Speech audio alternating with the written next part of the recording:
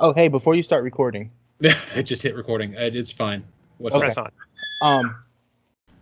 I was trying to call you because I know when we first started, I asked a question and you gave me one of the goblins traps that attacked us, and you said you would come back and give me more, but you never did. Right. You gave me Thistle Guard or Thistle Top or whatever. Right. I mean, do you want it outright right now, or do you want it to come out and roleplay here in the next hour or so? I kind of need it for roleplay that I plan on doing later. If you want to just send me a message, you can. I'm cool with that. Okay. How do I send a secret message? Just text me on my phone. You can do it in Skype, or you can do it on a phone. Yeah, your phone works. I gotta go over here so I can get all their names. I know one of them's Thistle Top, and I think you said one of them was like Pototopus or something like that. But you never gave me the other two. I think I made something up for the other one, honestly. Oh, okay. So yeah, I'll send you their names right now if I can get to you. Okay. Here, sorry, I'm not trying to. Well, we can go ahead and press on if you want to do that too. It's no big deal.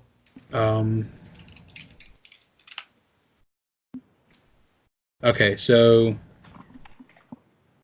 I'll just send you those, and we'll say those are the ones you recognized. I won't type everything, but yeah, we'll say those are the ones you recognized, along with Thistletop. Okay. Yeah. All right. So, last time on Dragon Ball Z. Rise of the Runelords. You're breaking up a lot, Jeremy. Dragon Ball Z. I think I'm in the wrong game. You're not in the Is wrong it just game. Evan, or am I breaking up? No, you're breaking up. Shit. If we're playing Dragon Ball Z, I'm in the wrong game. No, you're in the right game. We're in the best game. We're just gonna be screaming for the next 2 hours. All right. I want to be saying, man. Is it any better? Yeah. Go. Give your intro. Okay. Cut. Give your intro. All right. Last time on Rise of the Runelords, our band of heroes were wandering around town trying to find out the source of the goblin attack. Our noble samurai Musashi discovered a rather large hole in the handles of a gate. That's what she said. He also discovered some torn cloth of mysterious origins. All right. As we cut through, like little bits of scenes, what we saw last week, we see Musashi pick up the cloth and then flash to him back at the cathedral, and flash to you guys chilling out at the Rusty Dragon, and flash to you guys interrogating the goblin, and back to the Rusty Dragon. And then all of you get up and leave the Rusty Dragon, and as we follow the heroes out, our camera turns back to see a little or medium-sized black cat curled up underneath the table where he was eating, purring softly, sound asleep. All right. And none of us thought to kick him? Nope. None of you looked for the cat. Oh, wait, shit, I couldn't have done that. I just realized because he did the fucking survival check. He's too scared to go into the tomb because of the skeletons. Yeah, there we go. Yeah, Cordova shouted for skeletons, and he hissed and scampered up a tree. Fair enough. There we go. Damn. I forgot that he did the survival check. I liked him sleeping in the bar much better. But, all right. So, cut back to the cemetery.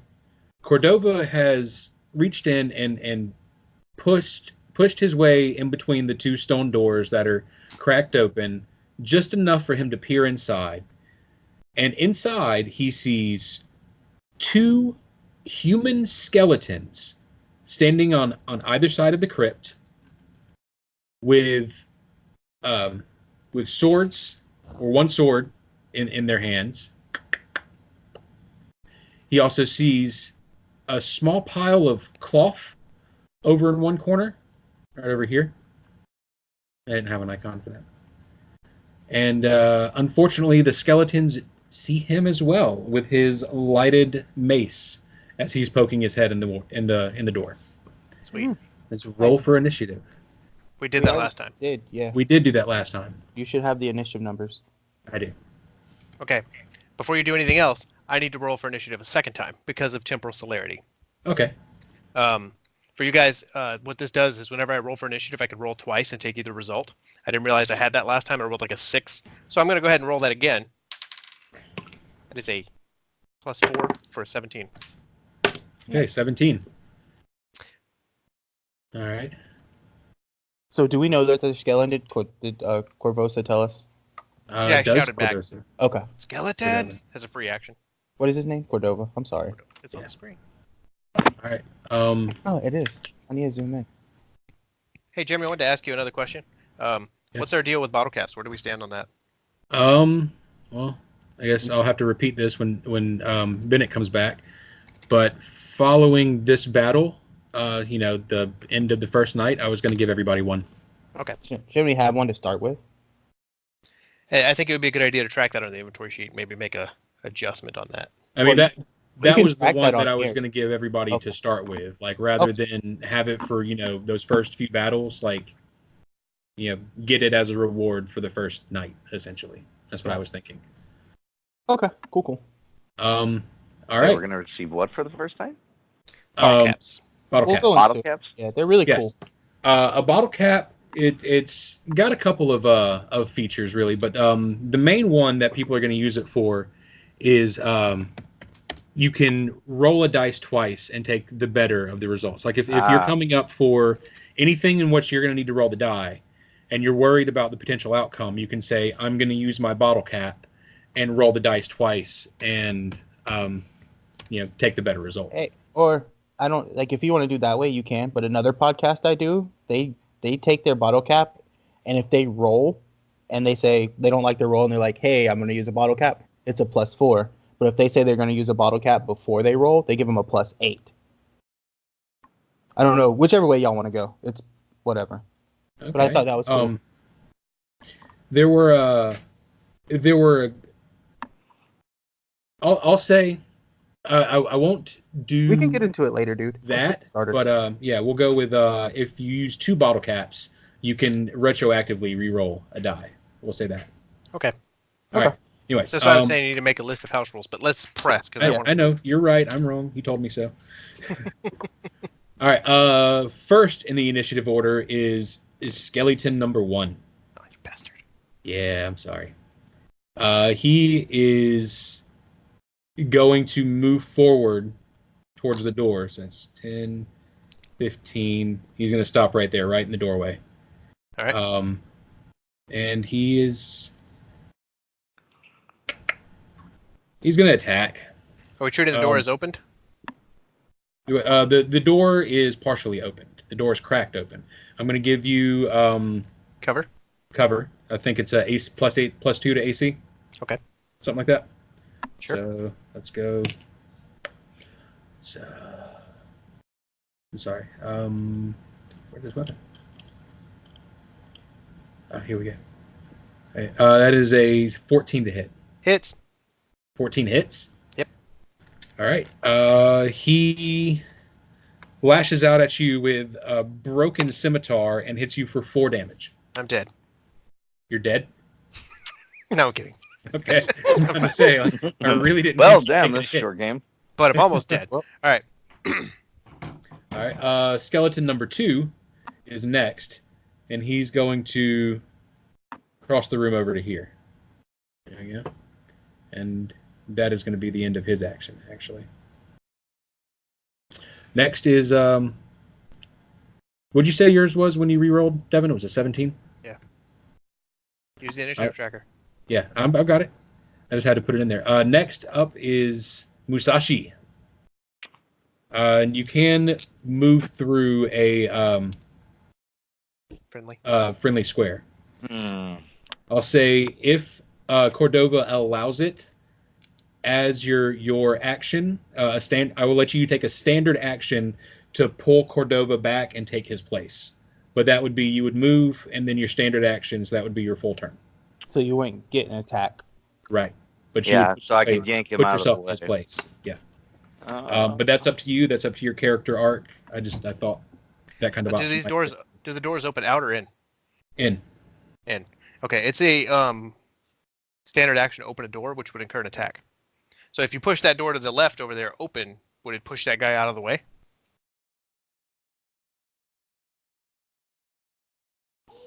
Or would it create like a wall Sure. that he could come into? or technically, could I kick the door open and try and hit him with the door and knock him back? Yeah, that's if what do you have a rush attack, like a charge attack? Yeah, anybody can charge. Okay. Can he charge with an ally standing in his way? No, He doesn't have with a that clean- with that ball-headed guy in the way, he cannot charge. You cannot. It Okay. has to be a straight line, obstacle. Well, then no. You know what? I think I'll try and save Cordova's life, and I will yank him out of the doorway and take. I'd like to point out that I also haven't had a turn yet, so I will move out of the way. Like, That's true. You could ready You an could- action. yeah, That, you if he can ready an moves- action. Yeah, you can ready action that if I move, or you can hold your action until some other point in the combat. If you ready your action, you get to go before the next monster. If you hold an action, then you have to go after the next monster. No, it's the other way around. If Is you it? hold your action, I have to come back to you before the end of the round, before the skeleton makes its next turn. If you ready an action, you may not get to use that action because it might not trigger. Happen. Yeah. Like, so essentially you'd be sitting there waiting for something for your full 6 seconds. That doesn't happen. Okay. I guess what I'll do is I'll just move closer to Cordova, and I guess I'll hold so I can potentially do something before the next enemy. If you move, you can't hold. Oh, if I move, I can hold. Okay. Yeah. Yeah, you so can if you ready. There we go. So like, if you want to can move there like, and ready an action for when you see the enemy. or Zanza, if you wanted to, you could say, "I'm going to hold my action, and when Cordova moves, I'm going to move to his place," and that would be your move action, and then you still have your standard action where you could attack or open the door. Correct? Yeah, why don't I do that then? Okay. It's up to you, though. I'm sorry. Yeah, that'll work. I mean, you can since you can move through a friendly square, you can definitely just step up and stand here and push the other door open. But again, that would incur an attack of opportunity. You'd be standing in a threatened square and pushing a door open. So I imagine this guy would hit you as soon as or try to hit you as soon Wouldn't as the he door sees push you. him out of the way? Yeah, but he couldn't do that because the door in the way. If he Okay. pushes the door, that goblin or that skeleton moves over to the left. There's a door in his way. Yeah. Okay. I mean, even if he reaches around the door, like, he couldn't get to. We get semantics on this all night. Move somewhere. Let's go. You can.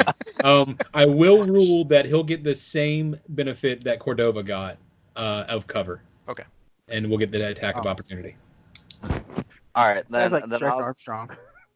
Yes. I guess I'll just I'll do the hold and all that. So if Cordova moves out of the way, I'll use it then and switch. Okay. Stumpy. So it's Argus. Okay. Oh yeah.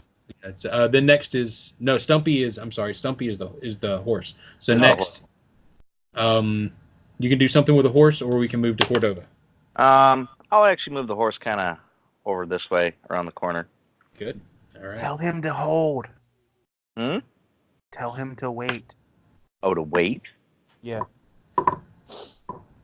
No, you can move him and tell him to, like, heal. Oh, okay, yeah, heal. Okay. Okay. Sit there, boy. All right, Cordova. Do I need to percept on these doors to see if I can kick them both open at the same time? No, I don't. You can't. They're fairly heavyish stone. I mean, you can kick one, and I'll give you a roll for that.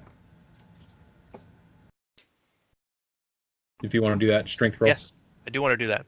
Okay. It's a strength roll. Yes, sir. Okay. That is a 17 plus 1, 18. 18. Yeah, the door pushes open, an extra couple of feet. Like, it doesn't, fling backwards and knock into anybody if that's what you were hoping for, but it pushes open enough for you to. I'm kicking the one on the right, I should say. This one? Not the one the goblin's on, but the one This one. over like right Okay, here. yeah. So yeah, it pushes open enough for you to be able to step into the room. Okay, if it's open enough for me to step into the room, I'm going to take a 5-foot step back to here, and that's my turn. You opened a door. I open the door. It's a 17 to hit. What do you mean? You opened the door, Yeah, and then I took a 5-foot step away. but you opened the door first. He can't. Okay, so you're saying he hit me through the closed door anyway? Yeah, he's saying that he reached through the crack and hit you. You said you kicked the door opened, right? Yeah. He was right Yeah. here. Yeah, he attacked you. You were in a threatened area, and you opened the door further. Gotcha. Okay, never mind. Yeah. I don't want to do that. You can take a 5-foot step back and just go. Yeah, I'm just gonna take a 5-foot step back, Yeah. and let me see what else I can do here. Stupid attacks of opportunity. I hate them so much. Musashi, would you like to move to now in the initiative order, or wait?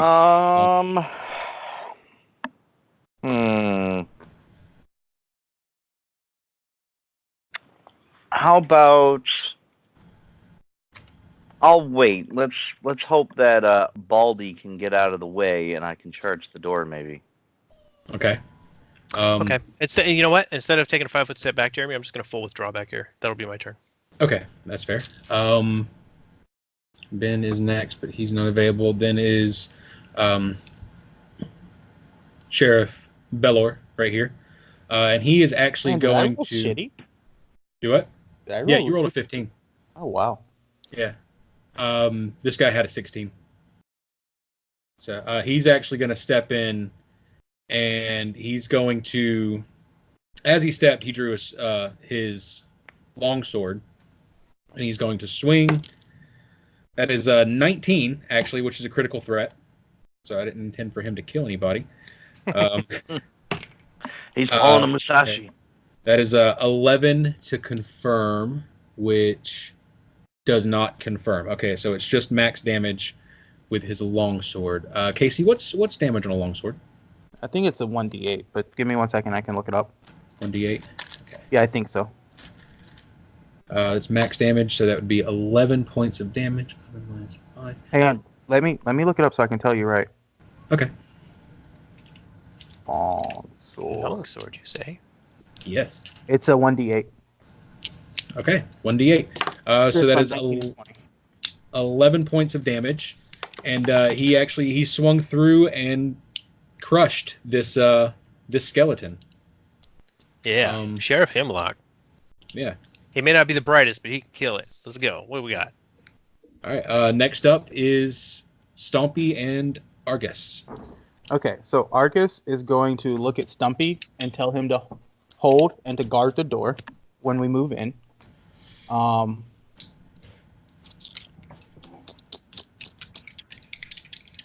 Argus will move. This skeleton's dead now, right? Yeah. Yeah. So Argus will move through the door and over into this corner, and he is going to cast Flare on that skeleton. On this skeleton? Yep. Okay. That's a will save of 14, right? It's either 13 or 14. Yeah. Um, I'm looking it up as you roll. It's 13. Let's see what's his. I think it's a reflex save, not a will save. Reflex. Okay. Yeah, it's 11. He fails. It's fortitude. I'm sorry, it's fortitude. So fortitude save. It's a 9. He fails. Okay, so he has a -1 on attack rolls for 1 minute. Okay, for 1 minute. That's fine. All right, Musashi, you can move through Sheriff Bellor freely if you like, or you can wait till next round. I think what I'll do is, well, I was half tempted to dash into the door, but since it's dead, I will come around, and he's just out of range, so I guess you can run right up to him. Yeah. Huh? You can run all the way up to him. I only had a move of 20. Oh, right. Was that 20? 20. Oh, yeah. Well, That's I guess it was. 20. Yeah, because I'm All slow dwarf. So yeah, I guess I'll. Did you have a weapon drawn? No, I didn't have a weapon. He could draw it on his movement because he has a base Yeah, strength bonus of he could one. literally draw his bow and shoot at the skeleton if he wanted to. He has That's to load it. I forgot I do have my Yeah, bow. that's right. It's true. Yeah, If you drew your bow as you moved, you can hit him. yeah, I'll do that. I'll use my longbow. Okay. I forgot I had that. All right. So that guy is piercing +2. It looks like. Okay.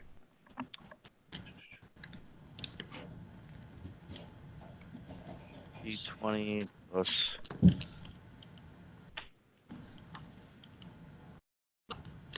$10. So that's 12 to hit. Does not hit. Oh. Yeah. Sails right Oh. past him. Yeah. Okay, and so this, crazed skeleton just got blinded. He's gonna and run over here to Argus, who just blinded him, and he's gonna swing out with his broken scimitar. That is an 11 to hit. I believe that misses, but let me double check. Yep, that's a miss. He swung through wide because you freaking blinded him. Sweet. Nice. All right. Next up is Cordova. Cordova's going to reach out and cast Cure Light Wounds on Stompy. Okay. And I don't remember what to do with Cure Light Wounds. I should have been looking at that because I knew I was going to do it. I believe it's 1d8 plus 1. 1d8 plus your level. 1d8 plus my level? Yeah. It's my 8.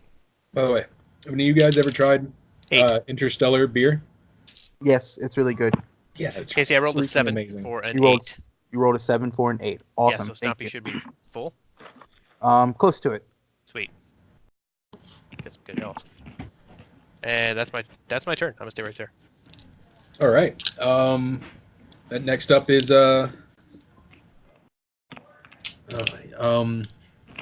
well, it's Ben, then Argus. Argus is next. Argus is next. Okay. Yeah. Oh no, Belor's next, but he's gonna hold. Okay. You guys got in front of him. So, with Stumpy's renewed faith, Argus is going to call for him, and he has 60 feet of movement.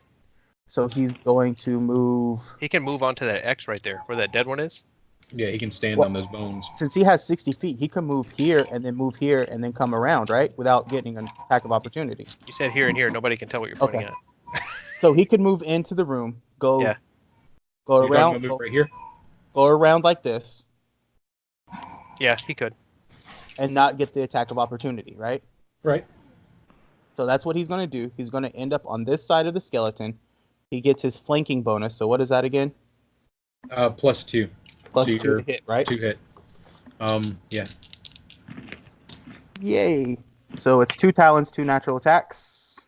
Okay. The first one is a natural 19, so that hits. The second one, I'm assuming, does it hit? I'm sorry. Yeah, it does hit. Okay. The second one is a 12 plus 2, a 14 to hit.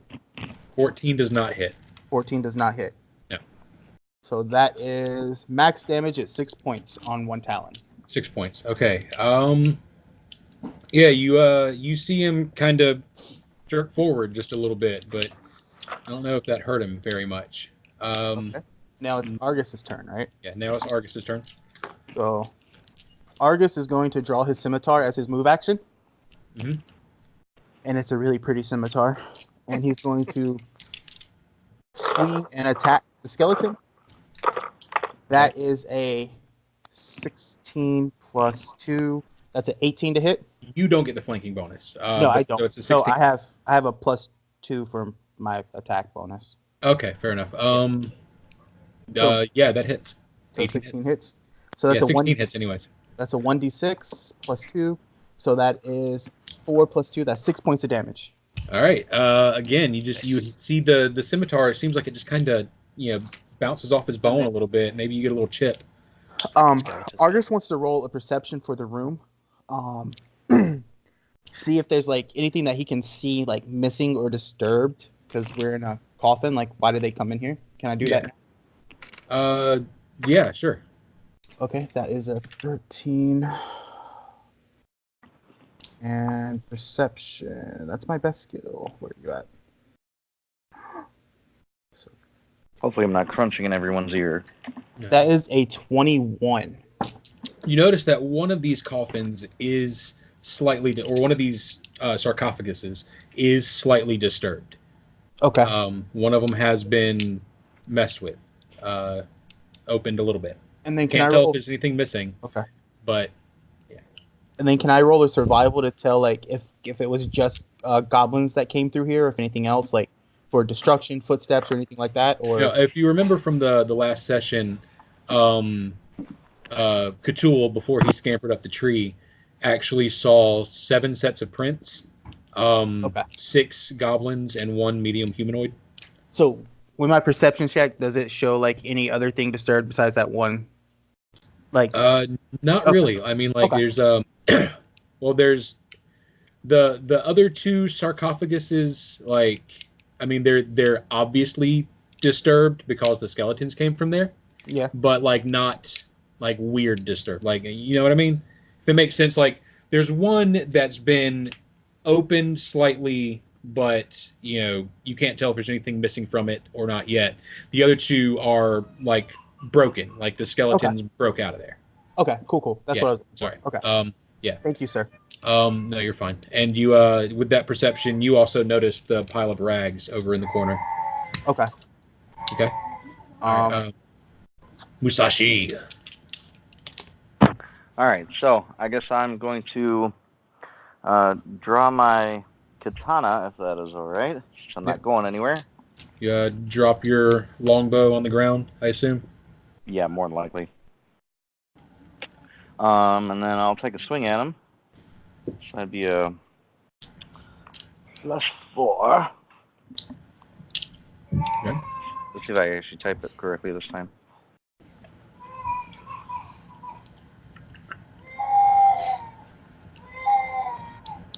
Wow, that was miserable. So a 9. You swing through again and miss. It's Skeleton's turn. He's you've lashed out at him twice now, and this weird looking. You're a human, Argus, right? Yes. Yeah, this scruffy looking guy beside him is blinded him and hit him, and he's got this damn thing on his back. He is. I'm actually going to roll a d6 to decide who to hit. 1 and 2 is Musashi. 3 and 4 is Argus. 5 and 6 is going to be what's his face? Stompy. All right, Argus.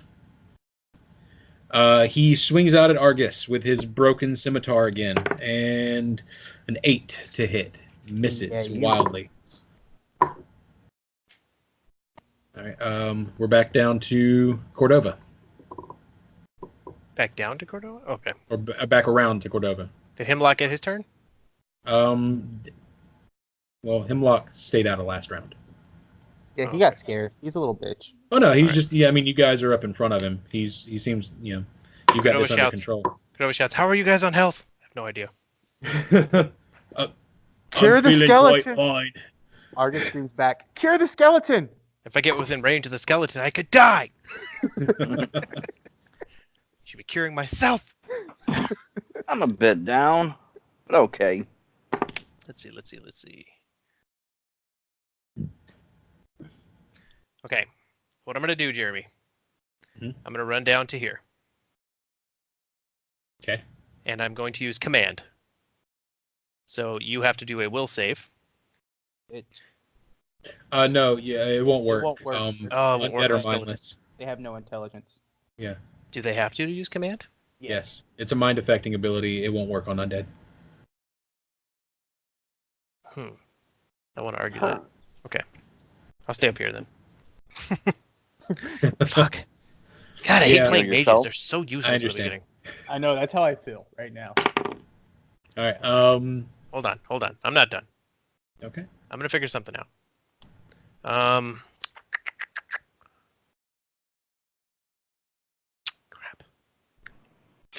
Crap. I'm gonna hold my action until later, I guess. And I'm gonna just advise you guys. Like, hey, does someone know anything about this? Maybe roll a knowledge local. Yeah, that's so. I mean, is there anything that we can roll that I can roll on the skeleton? To like knowledge dungeoneering. Okay, I don't have that. Okay. I have knowledge maybe... geography and knowledge nature. Does anybody have dungeoneering? No. Nope. I have knowledge local. And that's about I it. will say, in role playing, generally your knowledge and your character's knowledge are the same thing. Okay, unless you know that it's something your character wouldn't know, like unless that's glaringly obvious to you, your character wouldn't know it. I Your know how to knowledge damage and a your skeleton. character's knowledge are the same thing. I Yeah, know how to like, damage a skeleton, but Isn't I don't that know if really- Cordova would know how to damage a skeleton. Yeah. So I don't want to call it out. Okay. That's Argus told you to cure the skeleton to kill it. I could move in and cure the skeleton to attempt to kill it. It won't kill it in one hit, but So it also puts me Argus- in range of its attack. Well, Argus- I Argus I- tells it Cordova just so he has the knowledge. It's undead. It's weak to curing or delight spells. Okay, hold on. Hey, Before you do anything else, it's cure light wounds.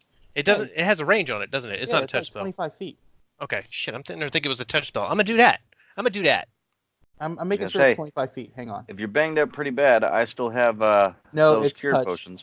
Devin. It's It touch. is touch. That's what I thought. I can't get that close to him because if he takes a shot at me, I'm done, man. Yeah, no, that's fine. So I'm gonna hold, and if something comes up, I'll let you know. Cure yourself. All right. So we're gonna move on. Next to the initiative round is Belor. He's gonna come in this time, and he's gonna flank the skeleton right here. Or Is it when he gets an attack of opportunity? let's see, he 5, 10, 15, Yeah, if he moves through the 15, dead guy, he will. Yeah. 5, 30. No, he went around. He went Okay. here. Okay. It's hard And to tell where these step- squares are, but I'm almost positive that if he's Actually, I'll say he stepped in right here, so he's Yeah, flanking like no, Argus. he would have gotten one because that's like he diagonal. has to walk through that spot, man. No, what? Oh no, you're right. You're 1, right. 2. Oh well. But Jeremy, Let's you just go on. put him directly on the guy and moved him out of threatened square. That guy is dead. I know that. Look, man, if he You- is, oh, if he has to okay. pass through this block, No, it's let an him- attack of opportunity. Devin, let him do it because when Stumpy moved, No, I Stumpy mean, got an attack of opportunity, or he Yeah, should no, have had an attack of opportunity on Stumpy. I see what you're talking about. You are right. I'll give him the attack of opportunity this time. He attacks Sheriff Belor Stumpy. with an 18. Good. I just And, play by the rules, okay? That's all I'm saying. Let's see. I'm the only one who gives a shit about the rules. No, I mean you're right. I was I never get tired of hearing that. Like people say Five. that all the time to me. Yeah, he reaches out and slashes at Belor with his scimitar, and cuts deep into him. Belor is starting to bleed pretty deeply from his gut. But he still steps up and swings out with his long sword and misses. Damn it, Belor. You have a supervisor we could talk to. He killed one of them for you. All right. Yeah. And next up, Argus yells back at Cordova. We got a bleeder. yeah, Argus is next. Argus is gonna tell Stumpy to attack, and Okay. Stumpy still flanking bonus, correct? Yep. A 15. 15 does not hit. Okay. Natural 20 on the second one. Okay. So that's a crit. So it's times 2 damage. So that is 4 and 3. That is 7. I need you to roll to confirm the Oh. crit. I'm sorry. That is a 15 to confirm. Doesn't That confirm. does not confirm. So it's just max damage, right? So it'd be 11 again. No, it's 6 points. 6 points. Okay. All right.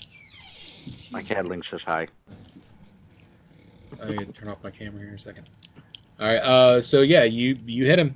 He shakes a little bit, but still seems to be fine. I hate them so much. Okay. So if I move through Musashi Square, and then I roll acrobatics to avoid the attack of opportunity on the second square, or is that 2 attack of opportunities moving through Musashi Square?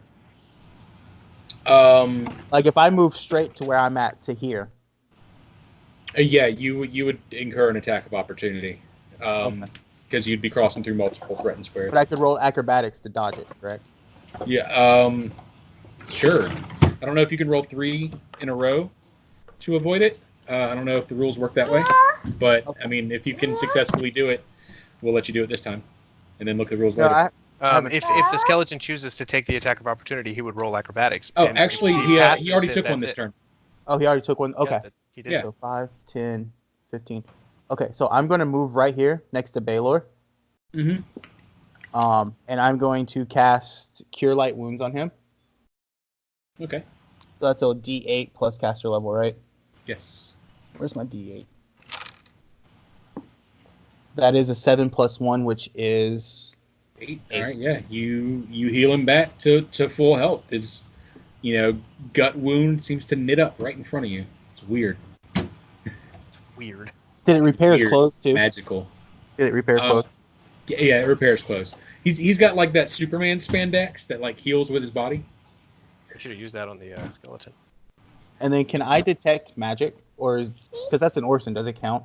Yeah. You do detect magic. Okay. But it does count as a spell. Yes. Okay. So then I can't do it because I already cast a spell this turn. Gotcha. Okay. Well, then you cannot do it. Okay. All right. Musashi. All right, let's try this again. Might be the last round you need. Come on, you can do it. All right, so same as last time. I'll take a swing at him. Yeah. Dude, Oh! that's a That's a critical that's a threat. crit, dude. Give me another D20 plus 4, please, sir. Yeah, ball. She's. Let's go. Come on, baby. That is a confirmed crit. On the card. Yes, he needs a card. Sir, if I you thought could it roll a was D52. I thought cards were only for name. Something else, yeah. He is No. a named character. Musashi is a named character. No, I thought it was when he attacked a named character. No, No. it's when he's a named character. You said Okay. a D52? Yes. Yeah. 1D52. Oops, did I not get that right? Tinner? Oh, okay, there it is. All right. What kind of weapon we got here? Slash. Slashing. Okay, hold on. My PDF is catching up with me. Okay. For a slashing weapon. Armor damage. Does double damage and normal damage to target's armor. Of course, he's not wearing armor, so that's useless. Nice. All right. Double damage, though. Double damage though. So you roll your damage die twice. So you would roll 2d8 plus Whatever your modifier is. whatever your Yeah, modifier is twice. I have a 1d8 plus 3 for damage on that guy. All right. So you would roll 2d8 plus 6. So 2d8 plus 6. Are you shitting me? Nice. That Wow. is the most unfortunate roll I think I've ever seen. But luckily, with that 8 damage that you just did, enough of it went through for this skeleton leg bones to buckle underneath him, and he collapses into a pile of dust. Nice. All right, now I'm curious. That would have been a better shot. That would have been better. Oh, still clutched it. All right. No more threats? So yeah, there's no more threats. The last skeleton falls, and an eerie calm comes over the crypt. Okay, so now I want to cast Detect Magic. I'm And doing then the same. I'm focusing. I'm casting where you said that I noticed that they were like ravaging through something within that general area. And Stompy is eating the skeleton bones, and I'm trying to make him not do it too. But he's the dog. Argus, you detect magic, but not from that crypt. The magic is coming from the rags, and Cordova, would likely find that first since you were investigating the sarcophagus. Okay, that's fine. Look at these rags. Ooh, they have magic coming from them. Where are the rags at in this tomb? They're right over here. Okay, so all of them there. It's a pile of rags. What are we seeing? We're going to investigate here. You see a pile of purple rag. You pick it up and you find a slightly torn purple robe with faint magic emanating from it. As you lift it from the ground, a pouch falls out of the pocket and onto your feet. I grab the pouch. It is a pouch full of spell materials and components. Cordova feels compelled to keep that. Hey, Cordova. Yes. Let me see that robe real quick. That looks like something I might have. I was gonna ask you, and it's if that cloth. You still have that cloth with you, and I'm Yeah. gonna hand the robe over to you. And Argus is like, "Hey guys, what are you talking about? My friends, Ah, well, can we catch me up?" yeah. We might as well fill you in on this little bit since we didn't see you when we interrogated Wait, what's all the this? goblins. What's all this? Get off of my dinosaur, bald-headed guy. I like to ride dinosaurs. He pets him. Giggity. He's back here chewing skeleton bones. All right, so I've got my light in hand. I'm kind of holding it over what you're looking at there. All All right, so I guess do we need to roll to check to see if it matches? What you see is a very fine purple robe with gold embroidery. It seems to have some stitching on it where there used to be patches. It is emanating a faint magic. The longer you use your detect magic, you can tell that it's necromancy magic. Nice. Yeah. Okay. And the scrap of cloth that you have, rolled up in your satchel, does seem to match a bit of torn fabric from the robe. Well, gentlemen, this gives us a piece of the puzzle. Well, why don't I cue you Argus up is here, gonna Argus? interrupt Musashi Mhm. and look at Sheriff Baylor and ask, who was this tomb for? Or what was the purpose of this tomb? This was the tomb of the cathedral's last high priest, Ezekiel Tobin. He died in the fire, and his daughter and two of his highest accolades were interred here. So are these 4 sarcophagus like all the people that died here? Yes. These 2 skeletons seem to have come from the accolades sarcophagus, and I don't see I don't see anything wrong with Nualia's or Ezekiel's sarcophagus personally. What whose fire? robes- You mentioned a fire. Yes. When the cathedral burned several long? years ago. Several years ago. It was right around 5 years ago. The cathedral and several other buildings in town.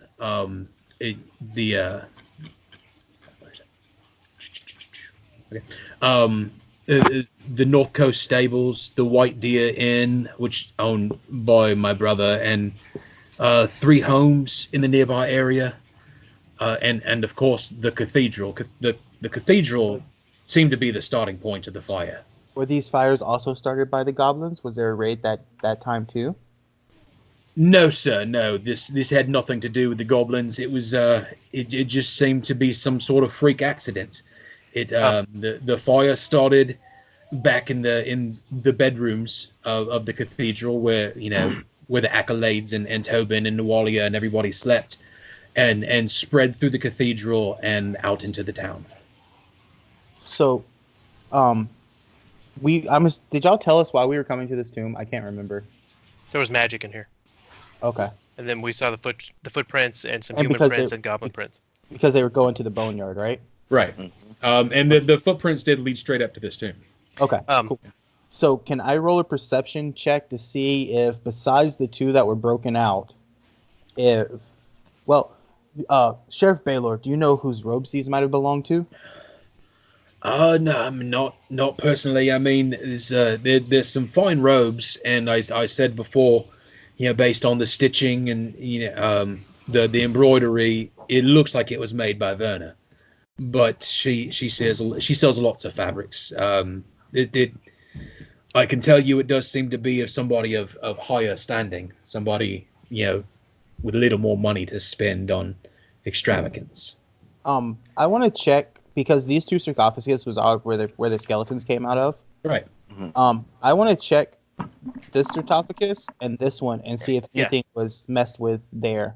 Before you do that, I want to ask the sheriff a question myself. Go ahead. You did see, remember, Bellor didn't see it because his perception check just wasn't high enough, but you saw that this sarcophagus was also disturbed. Remember? Oh, see, I assumed the 2 with the open lids were the 2 skeletons. I'm sorry. I just the two with the open lids are just a product Okay. of the map that So I then found. I want to walk over to this one while Cordova's asking this question. Start heading over there, and I want to roll and search that out. So Okay, let me ask this question first. You said this guy. Let me understand. Ezekiel was the priest, Yes. and he died Tobin. with his daughters. His daughter, his adopted daughter, One of his Nawalia. daughters. Yes. And He only acolytes. had one. He only had the one daughter, and 3 acolytes are buried here with him. 2 acolytes. Two acolytes. What do we know about these acolytes? Do you know their names? I don't personally. Father Xantis may, but they were 2 of his more favored students. They seem to be these skeletons that we just killed. and they were killed in the Father. fight. And one last question. This priest is Ezekiel. Ezekiel Tobin was his name? Yes, Ezekiel Tobin. What was he a priest of? He was the high priest of the cathedral. He was a worshipper of Abadar personally, but yes, he was the high priest. All right. With that, Cordova's kind of like rubbing his chin. He's walking towards Argus to see what he's looking at. So Argus is going to roll the perception check on that sarcophagus. Before you do that, we stepped on Musashi's line like 10 minutes ago. Oh, So, I'm sorry, Musashi. That's Yeah. perfectly fine. I was just going to inquire if he knew what the robes were. I was going to ask the same damn question. Yeah, so he said that we had to I'll go have to my drinks, sir. some robe shop, right? Yeah, Verna's fine Okay. clothing. Stompy wants to say something. Stompy wants to say this because he's chewing on a bone. Just gnawing on a femur. That's rather disrespectful. I wish he would stop that. What have you found there, Argus? He's a Yeah, I dinosaur. walk over and bring the light so you can see. All right. So you go over there and you find Okay. the sarcophagus has been opened and then pushed back closed most of the way. You look down in the crack and can see it's completely empty. This one's empty. Where are the bones? That one's Tobin's sarcophagus. He Did he not have bones? should be there. No. I mean, we found his body, but I mean, when we interred it right there, that there should be a body there. He's perplexed. He comes over and checks. And you said that he was a priest of Abadar, correct? Yes, sir. Yes. Is there anybody have knowledge religion? Nope. No. Seems like a thing you should have. Oh wait, I do have knowledge religion. Haha, Okay. suckers. Can you I'd roll like a to- knowledge, Cordova? Do you know anything about Abadar? Abadar? I know about a 19 worth of Abadar. That sounds like a great roll. That's more than I know about Abadar. I'm just looking for is Abadar do they dabble in necromancy? Like, could these robes came out of No, Abadar Abadar is a good is a good god. He's Okay. he's the law, the god of law and merchants. Yeah. Okay. He fits He in is right a- there with Saren Ray and Desna that we saw inside of the cathedral. Yeah, Okay. he's actually a neutral god, but he's on Yeah. He's So not a bad then- guy. yeah. So Cordova and Musashi, these robes wouldn't be his, so they came from the outside. Right. Where's his daughter's sarcophagus? It's on the other side of the room, but I'm afraid you won't find anything in there either. Her bones were never recovered. I'm sorry, my friend. You said that this one would have stuff in it, so I'm going to go look just to be on the safe side. You go over there and struggle. I mean, I assume you all help him. You're I gonna have a have plus to 2 open in this strength. sarcophagus. Yep. Yeah, you need a little help to open the sarcophagus still. So with the couple of you manage to, pull it back, and it's empty, like you said it would be. I tell you, we never recovered her body. She my good burnt friend, in the fire. So y'all had a funeral without a body, and Yes, which is Did y'all necessary find- sometimes. no, I understand. She burnt in the fire, Yes. and you recovered his bones after the fire. Yes. We recovered his bones after the fire had subsided, and we could begin clearing out and excavating. We Are found you sure it him was as his? well as his 2 acolytes in his bedchamber. Ah. Yes, we are sure it is his gold signet ring was melted to the remains. Was This is going from like my knowledge. Sometimes they don't bury stuff with them for grave robbers. Was he buried with his gold signet ring? Or is this like something that would be on display in the cathedral? I mean, I'm trying to find a reason they would come and rob the tomb. I'm sorry. No, it was repaired and now belongs to Father Xantus. I don't believe he wears it. He was rather close to Ezekiel. But yes, it still belongs to the church. It's a fairly holy item in our eyes. Okay. So it's an item they treat with reverence because it was Tobin. They loved Tobin. And it's passed down. It sounds like to the head bishops or whatever. Okay. Right. Cordova and Musashi, I think we need to go and sleep and kind of reflect on the knowledge that y'all have with the goblin you interrogated. I believe it might be a good idea in the morning that we out. Not only do we need to speak with this Verna for the clothing, Mm-hmm. but I believe we may have to speak with Alden. Yes. If this is something to do with fine clothing, something to do with royalty, he might be a man in the know. Let's remember. You believe Alden has something to do with this? No. Hang on, Baylor. He may recognize this clothing. Is all I'm saying. But Cordova, sometimes, I did not. This is me as your friend. We are good friends. I gave you medicine. Remember, we don't want to go accusing people that are aristocrats. Oh no, I would never accuse Alden, but I want to know if he knows why there may be patches missing from this. Maybe he's seen something like it before. The man is an aristocrat, and if this is aristocratic robes, he may recognize this. Can one of you roll a knowledge arcana? I don't have it. I have knowledge arcana. All right, give me that. That is a 17 plus 7. All right, with a nearly a 25, I can tell you that this is a robe of bones. What a robe of bones does is it's a special robe imbued with necromantic power, and they sew patches onto it, patches of skeletons and various other things. And when they throw down these, they can rip the patch off and throw it down, and either rise a skeleton out of nothing or rise a dead body into a skeleton. Are there any patches left on it? There are no patches left on it. That seems to be why the robe is here. The last patch was removed, and so they discarded it. I still think we need to go talk to the fine clothing making. Very much so. As we're wrapping up, Argus comes over here to the two undead skeletons and bends down next to him and pulls out holly and mistletoe. And he does. I was just gonna see if there's more snacks or something I could eat. Cordova's very interested in what you're doing right now, so he's moving up to watch you. And he does a little prayer, and then he picks the skeletons up and he looks at Cordova and says, "This is not balanced. This is not right." And he puts the skeletons back into their graves. All right, nice. Cordova, as y'all are, Argus is restoring the bones, and then y'all are getting ready to leave. Belor wants to talk to you. He's like, "No, I've got some questions for you. I'd like you to come down to the garrison tomorrow and explain to me where you came from and what you're doing in this town. Not to say we don't appreciate your help, but you did arrive under rather mysterious circumstances."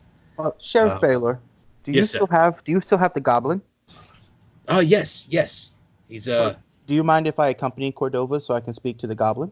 Absolutely, that is fine.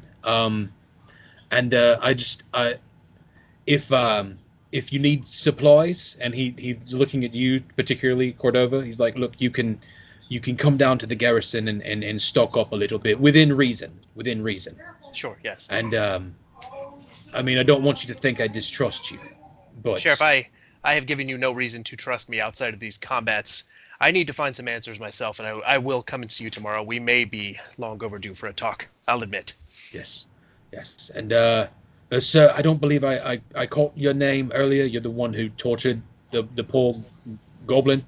He looks over Argus looks up at Musashi. I'm trying to spin my character around, but I can't seem to spin him. It doesn't matter. It's Don't worry alright. about it. Anyways, I'll just slowly put my sword and sheath it very gently and just be like, Musashi, you should remember this. Musashi, your prowess today has been greatly appreciated. You've shown yourself to be a rather remarkable soldier. We could use more people like you to help the garrison. I hope you'll be staying in town for some time. That is to be determined. More than likely, we'll see what happens with these events, whether or not I stay or whether I go. Well, surely you'll accompany us to the sheriff tomorrow, Musashi. Oh, but of course, You've I would proven love to yourself hear to these be answers. in our travels. No, I say our travels. As we were walking through the town earlier today, you proved that you're quite good at investigation. I'd like to have you along for as long as possible. I'm with the sheriff on this one. Well, I will definitely accompany you. I have questions myself, but Excellent. not sure of what answers I shall receive. Okay. So Belor, nods his head to you. He's like, I think it's time that I catch some sleep. I suggest you men do the same. We've got more work ahead of us tomorrow. Or at least I do. Y'all can enjoy what remains of the festival. And he, hurries out and down the path back towards the church. All right. Do y'all want to do anything else here, or do y'all want to head towards the Roosty Dragon? The Rusty Dragon. I would do one thing here, and that's as everybody's sort of leaving, I do want to look at. There's no names on any of these coffins here, right? Yeah, they're names. That's what I want to know. Do I need to find that out from the guy? Can I read them? Sure, you can read them. Put you on the spot, Jeremy. You could have said no. I don't like to tell you no. All right. So yeah, you look, and one of them is Father Ezekiel and Tobin. The other one is Oh yes. yeah. Another one is Nualia. Nualia Tobin. How do you spell it? Nualia Okay. Tobyn. Oh, nobody. Another one is Darren Thrask. Link, get down. Yeah, and Sharina Birthplace. Serena what? Serena Birthplace. Yes. And those are the She's two a midwife. Ah, Okay. I wonder how she got that profession. These are the four names we have here, then. I wonder if she delivered Nalia. Um, having taken a moment, you guys noticed that Cordova took just a bit longer as he was walking around in there looking at his names. And as he comes back out to meet you guys, he seems a bit more relieved. I need just a second. Hold on. Yeah, you do you think? So as he's gone, can y'all just catch me up on what happened when you interrogated the goblin? Oh yes. We're coming back. The goblin mentioned As we're goblin's walking place. back to the Rusty Dragon. Yeah. Do you actually want us to catch you up, or do you remember? Yeah. Well, just tell he me. wasn't a part of it. Pop me up. He wasn't a part of it, but he was listening. Yeah. Oh yes. Just tell me, because the goblin said Thistletop and Yeah. blah blah blah. Yeah. Yeah. Okay. And he said there was long shanks and stuff like that. Yeah, he said Thistletop. There was one Longshanks that was in charge of kind of everything, but he didn't really know the guy's name or where he comes and goes and stuff like that. Argus looks at Musashi, and he's like, "Can you tomorrow, my short angry friend? Hey. Will you follow me, and I'll show you how to get more information, a better." He could go around drugging people. Well, I prefer my to not God. use drugs, but Who said anything about drugs? Nobody said drugs. Just because I give you some stuff to make you feel better one time doesn't mean I just push drugs. By the way, do you want some of this? It will help you sleep tonight. No, Mr. Ede, Ambien, it's a miracle worker. Cordova's like, I'll take some of that. And like, I think I will sleep well and sleep with a clear mind. Thank you. Argus pulls out his bong and hits a big rip of it. I still pass. I need to keep my senses sharp. I just gotta say, like, I don't remember remember rip of a bonk. I did. I don't remember if you said who you cast your character as, but this whole time I've been picturing him as like in the Alps, Christian Bale, like as Batman. And so I just pictured Christian Bale taking a huge rip off a bong, and it was hilarious. Dude, If you imagine Benedict Cumberbatch there with him, it's even better. Did you know Christian Bale was the voice of Thomas in Pocahontas? Nope. Yeah, like I found that out last night. For some reason, we watched Pocahontas, and I was like, "What? Christian Bale is his voice?" But yeah. That's funny. Now you know something. Yep. So on our way back to the Rusty Dragon, right? All the shops are closed, correct? Yeah, all the shops are closed. It's late. I mean, it's And they caught me up on what they talked to the goblin about. Is Miko there? Yeah, Amiko's still there. Amiko's, she's wiping up tables, and she sees y'all come in. Oh, it's good to see you boys made it back. Did everything go okay in the boneyard? As best as it could. As well as you can expect. Where's the cat? He's sleeping under the table, I believe. He got scared and ran up a tree. We forgot to tell him that he needed to come back. Amiko, I have a question for you. Yes. Were you here about 5 years ago? Yeah, I was wondering the same thing. Do you know of Father Ezekiel Turbin or his Dahlia Nualia? Yes, I knew of both of them. And while you're I grew up with Nualia. I have quite good now. Well, yes, Sheriff tells us that the fire seemed to be an accident that started somewhere within the cathedral. Right. That's the official report. What do you know? What's the word on the street, so to speak? That there was an accidental fire in the cathedral. Argus stares at Cordova and is like, "Where's this strange wording coming from?"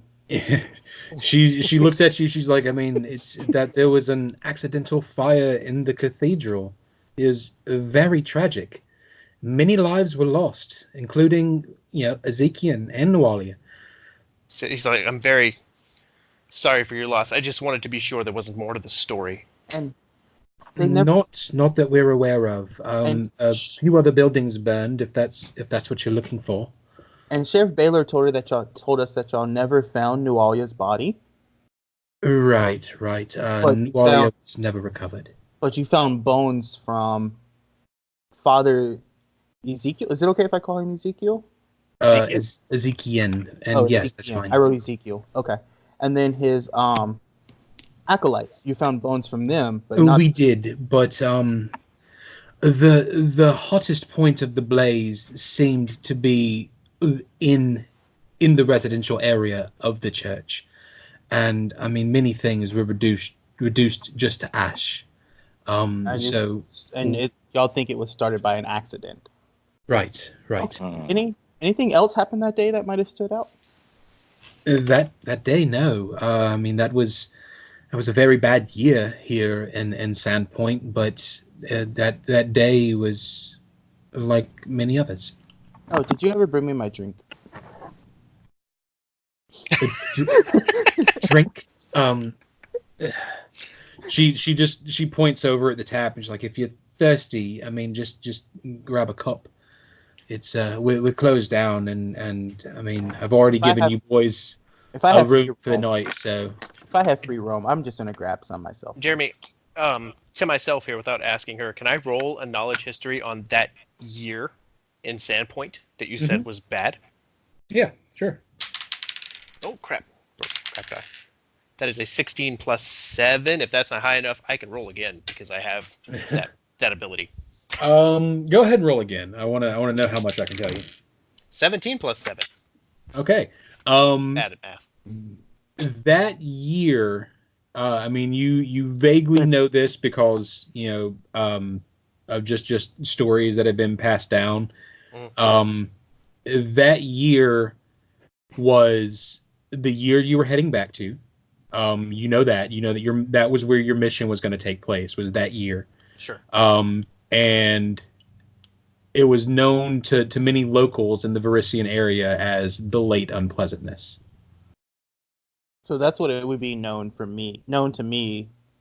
Yes, you may 'Cause have heard the late okay. unpleasantness before. Okay.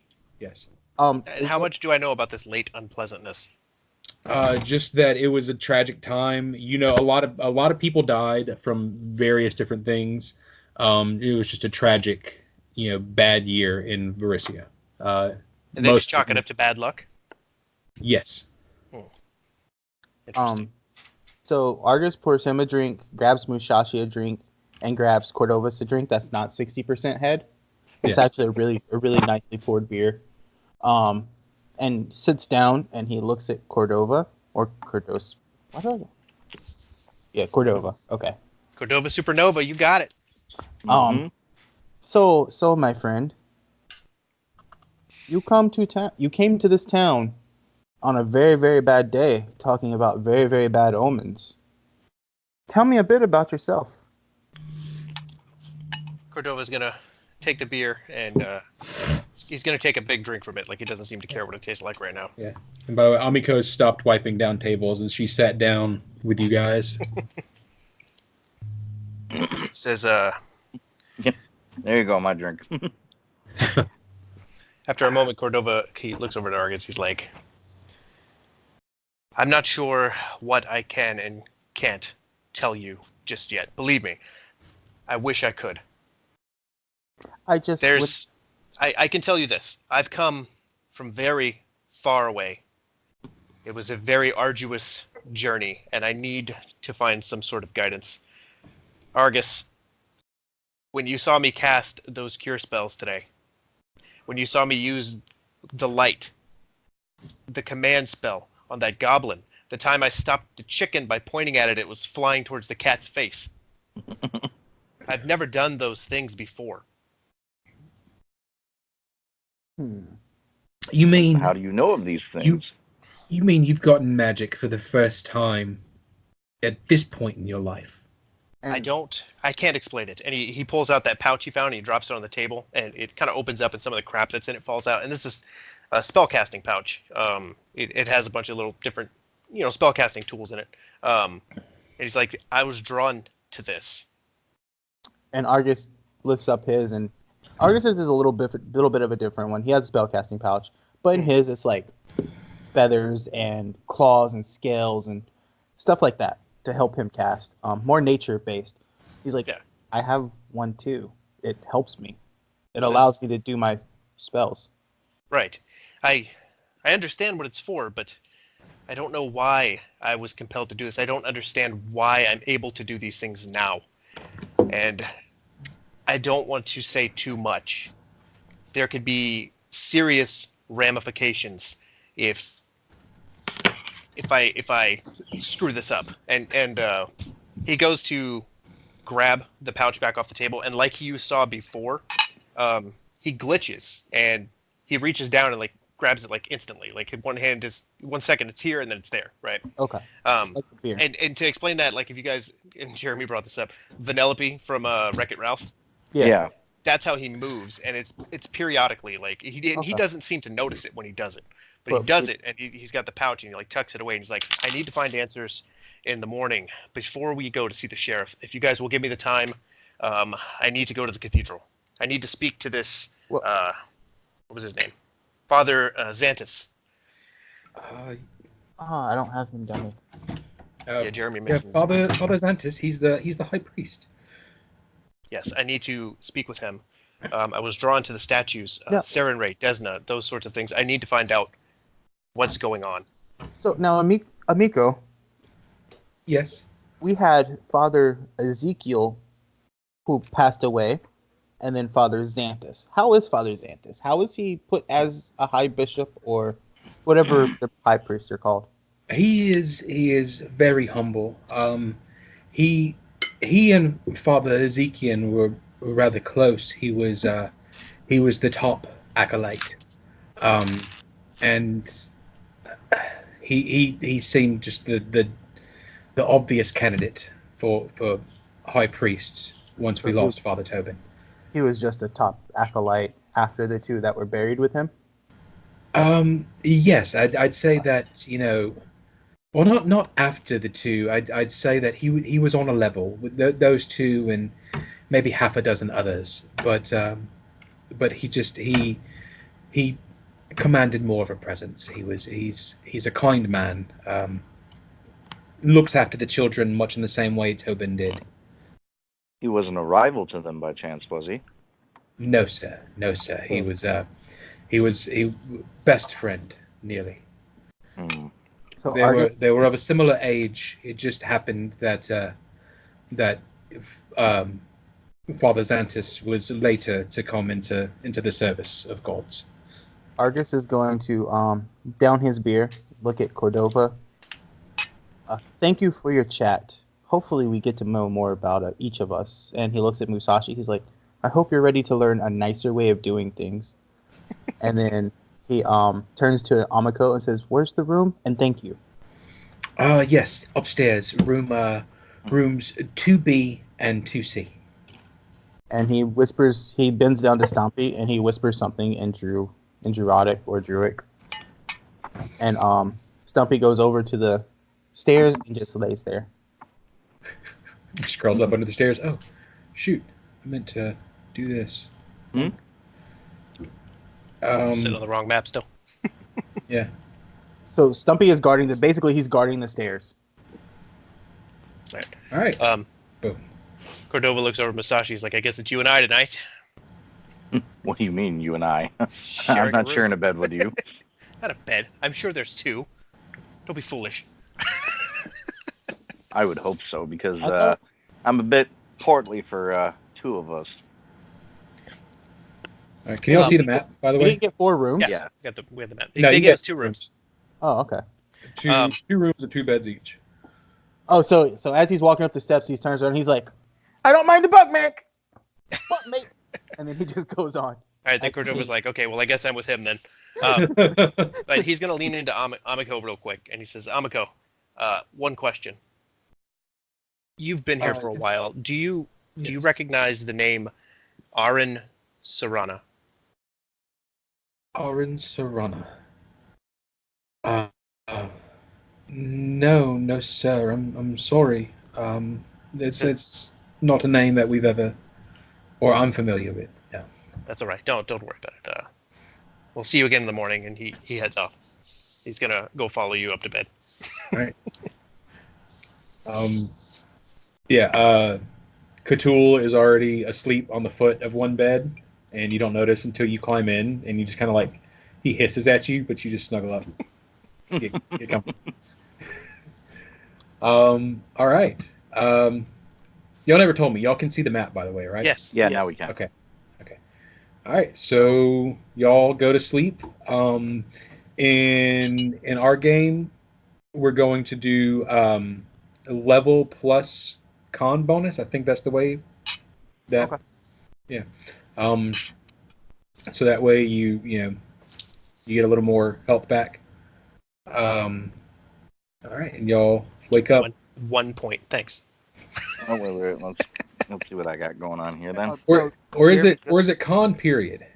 Like No, it's level plus con. okay, so yeah, your level plus your constitution. So if 3. your constitution is if your constitution is 10, then you get 11 points of healing. Okay. So yeah. Oh, it's not con modifier? Yeah, I thought Right. it was con modifier. Oh, Wait, right. I was going by what you just said because that's how I interpreted what Casey just said. No, If it's con modifier, and I got 1 point back. I mean, I Yep. think it's con modifier plus level. Then that would be +3 for me. Right. Okay. That's why everybody burns their spells before they go to sleep if they still have them. Oh, yeah, that's true. I did have 1 more, so I'm going to use that before I go to bed. Oh, cool. Max. Beautiful. Okay. All right. The next morning, rolls in, and you guys wake up. You all head downstairs where there's Argus already. supposed to wake up a little bit earlier than everybody. Yeah. So do I. Cool. So I We guess passed me and each other Cordova- we're in the same room. So I'm going to head out and not really say anything. I'm just going to walk out. Well, I nod at you. No, of course, nod, and then I'll see you in a bit, and then I leave. And then you guys Are hear you- from across the hall. Where are you going, Cordova? Like, because if you're going to the sheriff's, I'm gonna follow. Unless you're Not going the to sheriff's. Okay. I wouldn't leave you behind. Okay. So Argus is setting up, and I'm gonna prepare some spells. That takes me about an hour Okay. because I get to change out my spells according to the day. Binder just refreshed. I'm good to go. Does Musashi wake at the regular hour, or is he a late sleeper? I would say in this case he'll wake up at the regular hour, a bit stiff, but wake up at the regular hour. Okay. So yeah, you all wake up you wake up about 7 a.m. 8 a.m. The other guys woke up a little bit earlier. As you start to head downstairs, you see Argus, is already eating. Cthulhu is disappeared into town somewhere. We'll put him up here. That was my intention as well. Yeah. Cordova is also somewhere else. Argus already sitting down, sitting at a table, Stompy beside him. There's a handful of customers, and Amiko's already moving about. Is Alden there? Aldern is upstairs, asleep. He also has a room here, but he's asleep at the moment. Amiko, I guess, brought me breakfast, and I'm eating it. She brought Stumpy breakfast. I want to talk to her about some stuff, so I call her over to the table. And she comes over, wiping her hands on a cloth. It's daytime now. There's a little more light in the room. You can see on her face, the only times you've seen her has been nighttime and in the midst of battle. So you've not had a good chance to look. You can see on her face, it's a bit, What, Musashi, you want to sit with me? It's a bit time worn. Sure, why not? She has, long, ropey muscles, and a fighter's body. She has the look of somebody who used to do some adventures. Okay. She comes over to you, wiping her hands on a cloth, and puts one hand on her hip. What's up, honey? What do you need? Amiko, I know you've been in the town for a while. Yes. And you look from your name and the way you look like you're from the Jade region. My father's family is actually Minkayan. We migrated to the Verissian area several generations ago. My grandfather was actually a founder here in Sandpoint, and that's why we live here. That's. I know we seem a little out of place, but this is the only home I've ever known. Nice. So what did you do before you were a bartender? Or before you ran this bar? Well, I grew up in town, and I'd say roughly 6-7 years ago, maybe, I set out with a few friends of mine. You might know Sheriff Bello Hemlock, and a very close dear friend of mine named Shalelu. We set out and explored the region a little bit. We fought some goblins. Earned a little bit of gold. I came back and bought this place. Would I know Shalelu since I'm kind of lived around the area? You might know her in passing. Shalelu is a hunter ranger. Okay. That she still lives out in the woods, out in the area surrounding town. I've done some trading. Way. I've done some trading with somebody named Shalelu before. Oh yes. Very, very nice person. Oh yeah, she is wonderful. She is wonderful. She is my dearest friend. She looks a little, and she blushes a little at that. Yeah. So you said that your family helped founded? Yes. The Kaijitsus were one of the 4 founding families. Oh, so are you kind of like, and this goes back to finding the purple robe, just so you know. Yeah. Are y'all kind of like royalty? I mean, we're respected in town, but I mean, my father and I have had a falling out, and so I mean, I'm a little more on the outcast side, if you know what I mean. So it's just you, your father, and your mother, or anybody else? My mother actually died about 5 Oh. years ago. Did she die in the fire too? No, sir. She died. She died shortly before the fire. She fell from our balcony. The railing gave way, and she fell into the rocks below. It was tragic and unexpected. It's actually what brought me back to town. I used the wealth I had acquired and bought this bar, and just further drew the divide between me and my father. My brother, he actually left town around that time. We had a bit of a falling out as well. I don't know why I'm telling you all this, but Because I'm a nice. I just think she's Yeah. very forthcoming. yeah, like I mean, yeah, you ask questions, but yes, yes, we've been in town for quite a while. She wraps it up. I've been here for, I've not left since. So since my mother's you've been an adventurer and you've been in this town, have y'all seen goblin raids like this? I mean, our first battle was with goblins from at least 3 different tribes, and I've lived out Tribes? there. How can you recognize their tribes, sir? Markings. Oh, You they learn. they just look like animals to me. Well, they have distinct markings. It could be the lines, their color, stuff like that. I lived in the marshes and got to know goblins very well. Yes. That is a good trait to know of. I mean, if you need me to roll something, Jeremy, I can. I'm sorry. No. You rolled during the attack to. Yeah. Yeah. And it's to know, like you also kind of I know knowledge from because I was going to create this character as a goblin. But yeah, I've never paid attention to their markings. I've always just viewed them as almost a vermin. I know that's a little bad of me, but they're such a nuisance. There's never been such a brazen attack on the town. Generally, they search the beach down by Junker's Point, where all the trash is disposed of. They'll Like raid. Yes, they collect garbage. They'll raid the beaches for treasures. Occasionally, some of our outer lying residents will have a goblin who's broken into their home and stolen a soup ladle, or they find something in their oven. But generally, the goblins Are a are nuisance. such a dangerous threat. Yes, they're a nuisance. Yeah, that's what was shocking about this raid to me. It was 3 different ones that I noticed working together. Is that unusual? Usually. I'm gonna roll knowledge nature because I think I'm getting to like where my character's knowledge will. Yeah. That is a natural 18.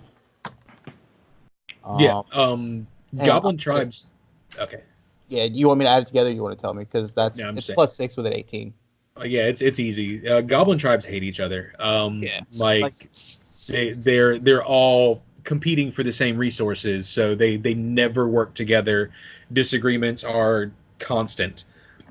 So there They was okay. Yeah, go So ahead. I explained that to her. That it's hard to find one that's usually in charge. Sometimes you can find one that's a little bit more in charge than the other, and it's due to just how strong they are. I Yeah. noticed 3 of them. Lick Toad, Bird Cruncher, and Thistletop. But there was a 4th one. Do you know of any tribes in that area? I Oof. really want that 4th one, just so you know. Let's see. I remember Shalelu telling me that there were Thistletop goblins. He found goblins there. There are goblins in the Moss Woods. Do you remember who they were called? I think those are the Lick Toads. No, I believe she just refers to him as the Moss Toad goblins. The Lick Toad goblins are something else she talks about. I thought that these were just individual goblins because she talks about their heroes from time to time, but Yeah, honestly, I can't pay much the attention. heroes are stupid. They're like champions. They've done something great, like maybe killed 2 dogs or something like that. It's nothing. Yeah. Our These champion. goblins are very peculiar people. But yes, I remember you said licktoad. Yeah, that's one she mentioned, and she said mosswood. There were also the one that stands out. She said the seven-tooth goblins. That's one that stands out a little bit. I think that's all that I can remember though. So those are all like the local tribes. Okay. That's all that you can remember. So what you knew bird cruncher goblins, licktoad goblins, and thistletop goblins. She gave mosswood and seven tooth. Yeah, that's what she can think of from her conversations with Shillelagh. And then I go back to her and I'm like, by the way, your food is delicious. Do what? Say again? I turn back to her and I tell her her food is delicious. Oh, thank you. It's way better than my nuts and berries that I eat. Thank you. I picked up, my skill during my adventuring times. I was the one who prepared food for, Baylor and Shillelagh and all of us. I got very talented with selecting the right herbs and catching our kills. And you want some herbs? I would love some herbs. Some herbs. I'm a little short on sage and rosemary. No, that's not the herbs I'm talking about. These herbs take you on a magical journey. I warn you of the herbs. I put stuff down like mushrooms and. Yeah, no, she and like her eyes get really big and she covers it up with a towel. We'll talk about this tonight. And she lifts up the towel and everything that you put on the table is wrapped up inside. We'll consider that my payment. And I just walk over and pour me some more beer. Yeah. Everybody in this town is always taking your drugs under the radar. May I interrupt and ask if you'd be so kind to get me some breakfast? Absolutely. What would you like, sir? We serve eggs and fish. Fish would be great. All right, yeah, absolutely. Tea. I can do tea. Actually, I'm one of the few businesses in town that knows how to make a proper cup of tea. Sweet tea, none of that northern crap. I may pass on that kind of tea. Excuse me, sir. We don't sell our tea with sugar. I look at her and I'm like, take some of those mushrooms. They make a great tea. They make a great tea. So yeah, she hurries off. She grabs your food, and brings it back to you. You have anything you wanna ask her or anybody you want to talk to? No, I tend to keep to myself on people I don't know yet. Okay. You gotta talk to him to get to know him. But food. My name's Forrest. Now we're not strangers no more. So, Musashi, why are you so angry? Oh, unfortunately, it is something that I have acquired over time. Needless to say, when I was younger and, well, maybe for the last couple of decades, life hasn't been too nice to me, to say the least. Cordova can come back whenever he wants, by the way. Cordova hasn't done what he's got to do yet. Oh, okay. Well, Cordova can go do what he needs to do. I'm done. Right. Yeah. We'll cut to Cordova. And cut to Cordova. We'll try and give Musashi some characters. We're eating breakfast together in quiet. Right. So, very Cordova made his way up to the cathedral, and he's looking for Father Xantus. All right, you go in and you have to ask a couple of accolades who are in there, but after a few minutes you do find Father Xantus. He's in the shrine of Abadar, polishing the shrine and saying his morning prayers that he cleans. Hey, while you're doing this, I'm gonna go make me a drink. I'll be right back. Fair enough. I'm sorry, follower of Desna. I gotta. Oh, he's a Desna. He's a Desna. He's a Desna man. Okay. Desna. Tobin was Abadar. Okay, well, I don't want to interrupt what he's doing, so I'm just gonna kind of stand in the back and kind of wait for him to notice me. All right. He looks up and he sees you. Yes, my son. I'm sorry. Do you wish to pray? Should I step away for a moment? He's like, no, actually, I came to speak with you. It's Father Xantus, correct? Yes. He furrows his brow a little bit, and he comes up and sticks his hand out. And you are. Yeah, he takes his hand. He shakes him. He's like, my name is Cordova. I'm seeking guidance, so to speak. and I'm hoping that you could help me out with this. Yes, my son. Ask me anything you wish. And he guides you over to a pew and sits down. And gives you a very, open, empathetic look. Yes, tell me anything. It's like, I don't know how to say this. Do you know anything about planes? Planes. Yes, sir. I do know a little bit about the planes of existence. Yes. Says I know a little bit about planes myself. What I want to know is, have you ever traveled to them before? Not personally. No, sir. You see, I recently did a bit of traveling, and Yes. I crossed through what I could only describe as a number of planes, some familiar, some not so. I arrived here yesterday after this journey, and I'm capable of things I wasn't capable of before. Yes, son. I believe you caused quite a commotion when you arrived. Yeah, so you heard about it. Yes. So, Do you mean things you couldn't do before? magic. Magic. And not only can I cast it, but I'm drawn to it. It seems to have come naturally, almost otherworldly. And he reaches out towards you, and he's like just kind of like he's feeling your aura. Just like he's not touching you, but he's trying to get a read on you. And he said, and you've never showed an aptitude for magics before, right? That's right. No, I'm a man of science. Yes. I do feel a presence within you, son. You have been touched by the gods. You have oracular powers. I do.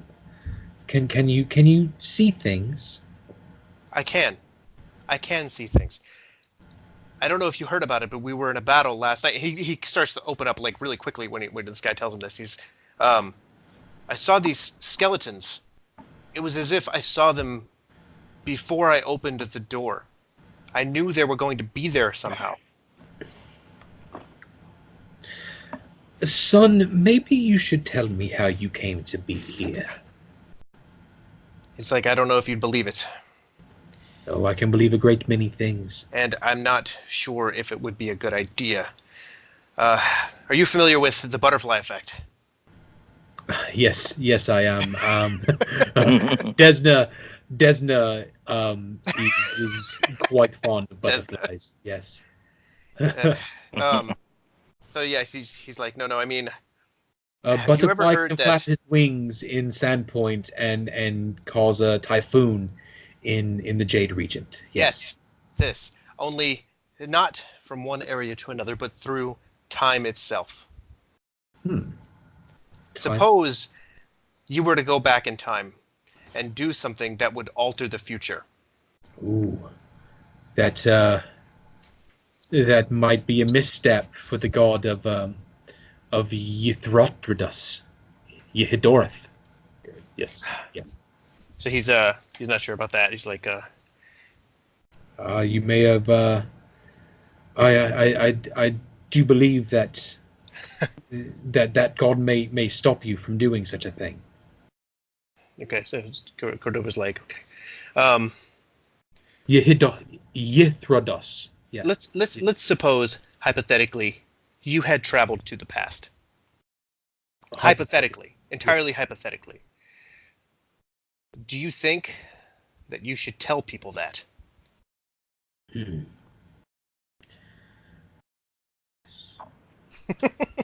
I see what you mean. Son. Moral and philosophical obligations here. Well, I mean, he's got to think it for a second. Like he's not just going to automatically know. Yeah. But yeah, son. I believe I can see your conundrum. You are afraid of changing the future, correct? That Yes. Yes, hypothetically. if you tell people things won't happen as they are supposed to. Right, and I'm also somewhat worried that things are already not happening like they're supposed to. Yes.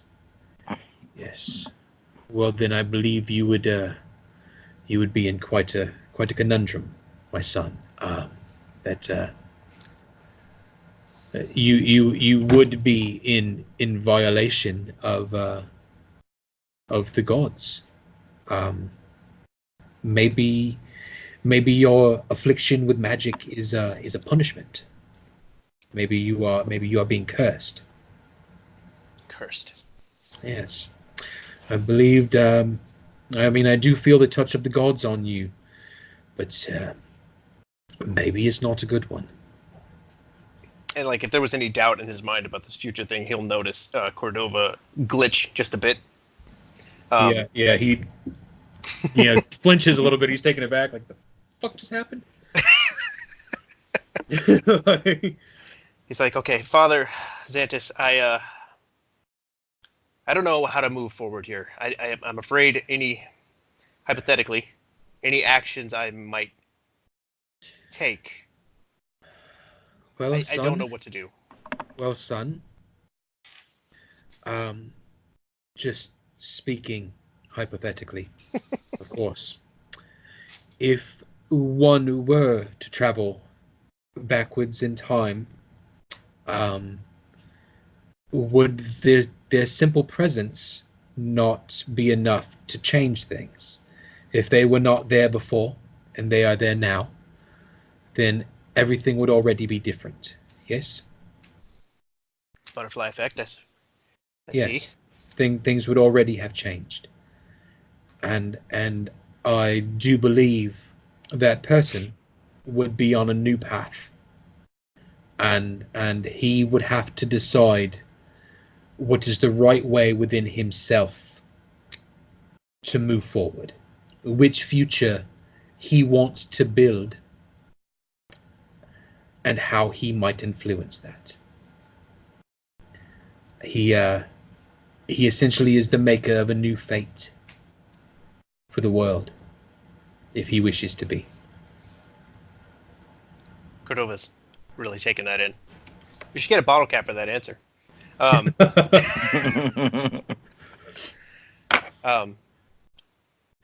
Cordova, it takes him a moment because he's taking this in, and he says, Father, I'd like to thank you for this counsel. And Yes, of course. you said, what was the god's name? Who with the time? It's spelled Yidothrus, right? Yidothrus. Okay, yeah, Yidothrus. Okay. Yidothrus. Yhidothrus. Yidothrus. You say I may have angered this god, Yidothrus. Yes. He is a lord of time, but he is the lord of time for death and erosion, the inevitability of time. If you're going back and tampering with his chosen events, then he may stand in your way. He may have given you these powers to punish you, to stop you in some way. Maybe like turn that. you to his side. That sounds awful. Yeah. But allow me to ask this. What I hypothetically came back here to accomplish would have been in favor, I'd say, of certain gods. Is there any possibility that they may be aware of this? Oh, the gods are aware of a great many things. If your path chooses the light and goodness and life, then you may be blessed by Desna or Serenray or Abadar, or one of many, if you choose to devote yourself that way. They may see your path and shine down on you, I can tell you that Ythra does have a great many enemies, and any of those would be willing to work against him. So yes, sir, there is a possibility of you being blessed All right. He as well. says, "Do you have maybe something I could purchase, perhaps that might have the symbols of these gods who would be enemies of this Yidothrus?" Yidothrus. Yes. Well, we don't sell. That is not our way. But at each of the altars, you will find holy symbols, beautifully, displayed around the altar by our caring acolytes. All of these are free for patrons. There's some for Desna. Desna would she may be willing to help you, and as I said, Saren Ray, and then I believe even maybe Abadar, like I said. But Desna and Saren Ray would be good ones to work together for you, sir.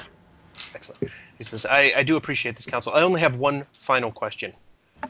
Of course, my son. He says, have you ever heard of a woman named Arin Sarana? Arin Sarana.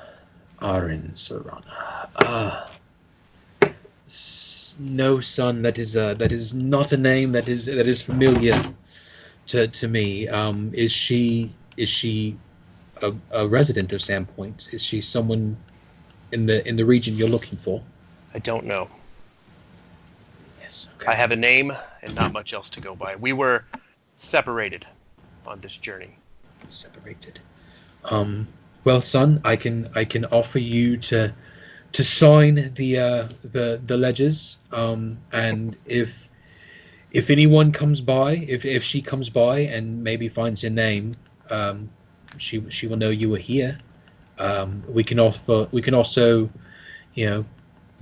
listen for her if she comes to town. What was her name? Erin?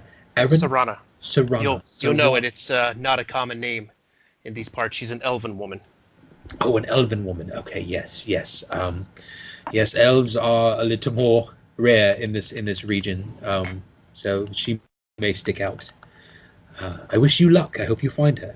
Thank you. And he not to drag it on, but he proceeds to thank him. And he's going to stop by these different altars. He's going to pick up a few of these holy symbols and sort of pocket that. Absolutely, as many as you want. Yeah, he's going to grab the three that you mentioned, and then he's going to take a moment and kind of quiet reflection before he does leave. So if you want to jump back to those guys doing their thing, I don't know if Casey came back yet. Right, we're going to cut back to Musashi wherever he is, whatever he's doing. I'm going to hit the restroom real quick. I guess the question is how much time has passed since. I'd say since you were eating breakfast, a good 30 minutes have passed. Enough for you to finish breakfast, and if you want to leave and go to another part of town or talk to anybody in particular, you can go there. Or you could just pick up where you left off at too. Sure, All right, you can pick up mid-conversation and talk about your character if that's something you wish to do. Because I'd love to hear about your character from you. So, Argus, I gotta ask, why are you still staring at me while I'm eating? I find you interesting. And why is that? I'm taught that everything has a balance. It evens out, but you are tend to one side. You're very fast to draw your weapon and very fast to attack. Well, unfortunately, that has been due to my training and my circumstance of how things have been. I'm trying to correct this, but, as I say, old habits die hard. When you're training... Well, I shouldn't say so much training. It was more of hell than anything. I'm sorry. Why does hell interest you?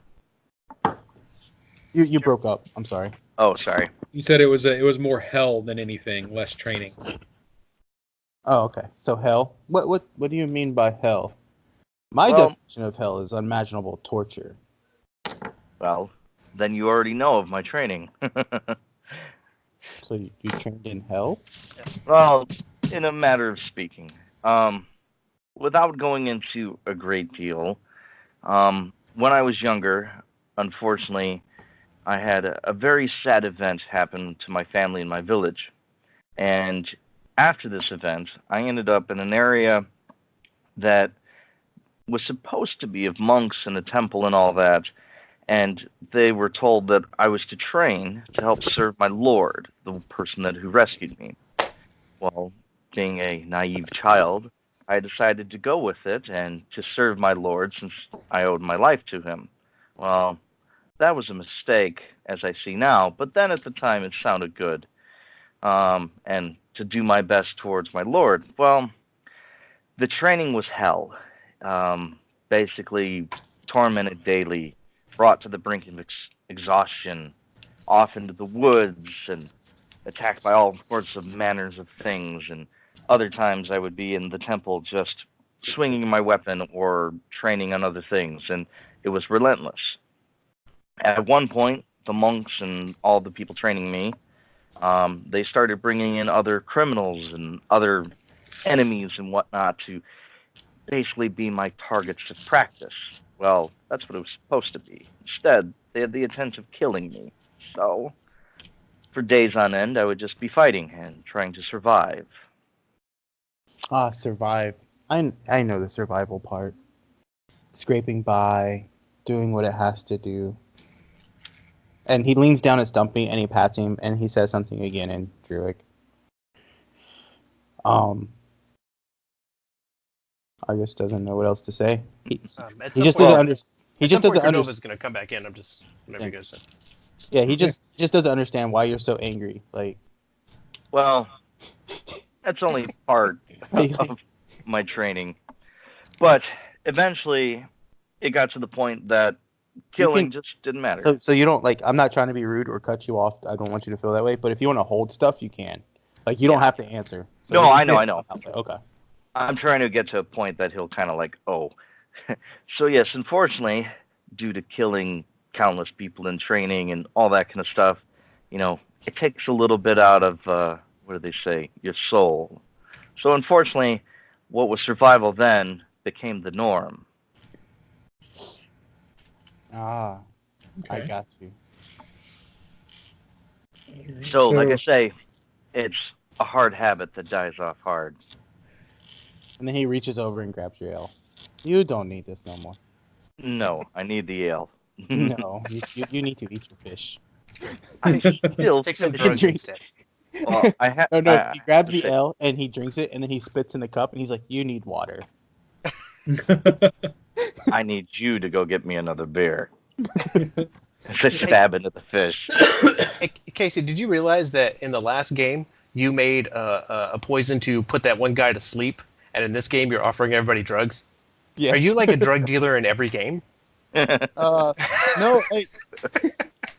This was something me and Jeremy talked about. Because you know how, like, okay, so at the start of the game, Jeremy was like, "You need a profession."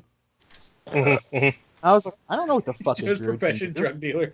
Drug dealer. I was like, I don't know what a druid can do. I do nature shit, so I'm just gonna learn herbs. That's funny, man. And then herbs went to drugs. That's funny. That conversation took a major turn. At some point when you guys are talking, Cordova's gonna walk back in. All right. He walks in. I look at Musashi as like, that is somebody I'm interested in. All right. Hang on a second. My wife's sending me random messages, and then I keep hearing beeps. But she sent me something that you guys will get a kick at. I got to post in Skype. Oh, I like it. Come on, paste it in. There you go. So once it loads, that's my son currently. It's just like, why am I getting all these messages?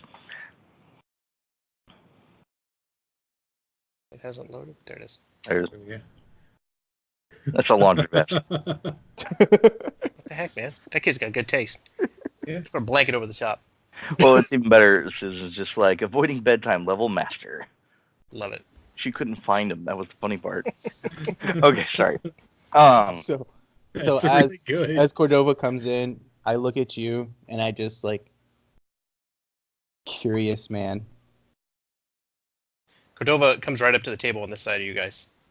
And he's like, Cordova, can you do me a favor first before you sit? I can't get you a beer. Why not? Supposed to be surprised about why he knew you were going to ask that.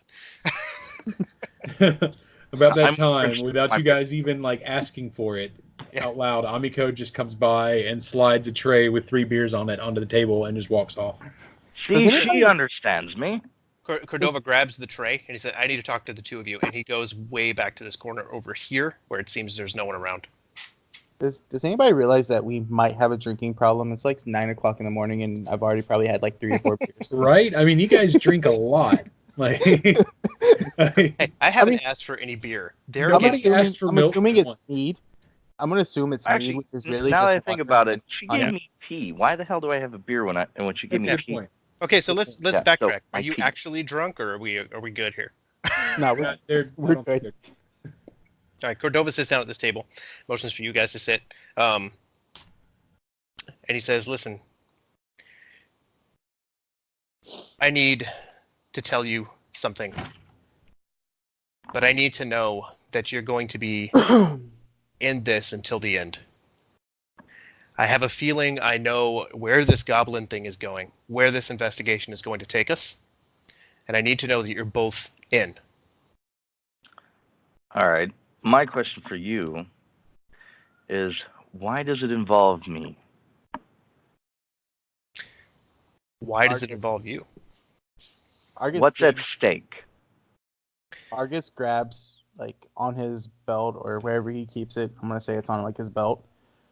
It's a little charm of the Green Man, and he grabs it while Musashi's explaining himself. Okay. He says, why does it involve you? What's at stake is the question. Yes. The fate of the world. And I need to know that the two of you are in to save the world. Well, that sounds pretty lofty. What makes you so assured that it's all the world? Because I've seen it. Hmm. And I will tell you everything you want to know, but I need to know that you're in. Well, it's going to take fighters. It's going to take courage and guts. Well, I do happen to be on a journey with no particular destination. So maybe our journeys can overlap. Argus chimes in. I'm on my way to become what I'm supposed to become. The protector of balance. The Lord of Nature. But you're telling me the world is coming to an end? Nature is coming to an end. I don't really feel an uneven balance there. Yes, we saw skeletons and goblins are attacking, but that's not unnormal. My other question to you not unnormal. is what you see, will this happen to other cities along our path? Let me tell you where I come from. He feels like you guys are probably going to want to go along with this, so he's like, let me tell you where I come from.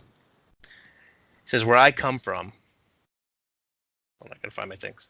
It says, the sky glows like fire. All day and all night, it burns. There are dragons. There are rune giants. There are Lamians. Have you ever seen a Lamian? Yeah. They're not something to mess with. No, we stay away from them. This world that I come from has been overrun. Completely overrun. So he and I know you off. Huh? Why? Why? Yeah, like you see this stuff. You're telling us this stuff. Yes. So what is your point here? You've never.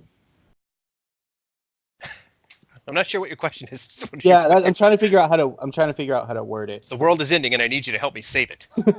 That's my point. He goes, I know you're wondering where I'm from, and by now you've probably pieced together some of it, but I'm going to tell you.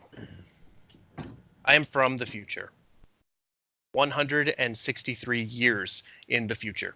I take a huge gulp of my drink. He says, chug the whole thing. Wait. You haven't and stopped. I lean in, and I'm like, what's the lottery numbers? The lottery numbers. He goes, what's a lottery? Never heard of that. I'll So he take tells you. a very subtle sip of my tea. He leans in, and your question was like, why is it like it is? And he says, I was on a mission. I was sent back here, and I arrived at the wrong time. It was myself and 16 other members of my party. I arrived 5 years too late. It says, have you ever heard of the Runelords? Not that I can say in particular. Anything that I could roll or know, or like history books or anything like that? Yeah, anything also for my character. What's your knowledge is, Casey? Nature and geography. Oh. Like I would assume like if they lived in castles or anything like that, I would know that. But maybe knowledge history, but you would have to have a pretty high roll. Geography and nature. Yeah, no, that's what I'm saying. Maybe knowledge history, but you would have to have a pretty high roll, but I can't do the other two. Yeah, mine's only knowledge local, so. And Cordova's like, I can't tell you everything about them. I don't know everything about them, but I can tell you this. They will rise. The rise of the Runelords. He says, They will rise. They will rise.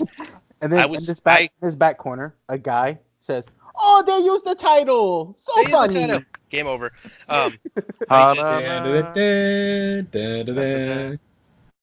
So he says, we were sent back here to stop this from happening.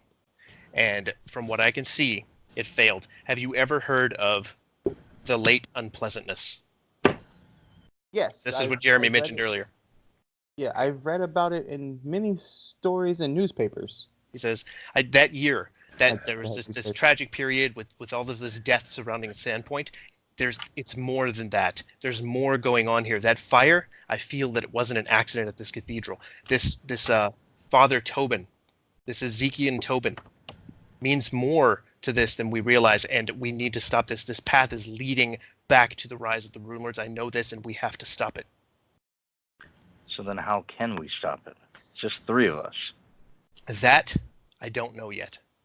But I know that if we continue to pull the strings and we continue to chase these leads, we will find a way. Argus looks at Musashi and is like, numbers mean nothing. You know my past much better now, don't you? We have 4. We have Stompy. He eats. He eats a lot. Perhaps we can wake the cat with some nip later. You got some more stuff for that? I told him to go easy on the catnip. Argus grabs his.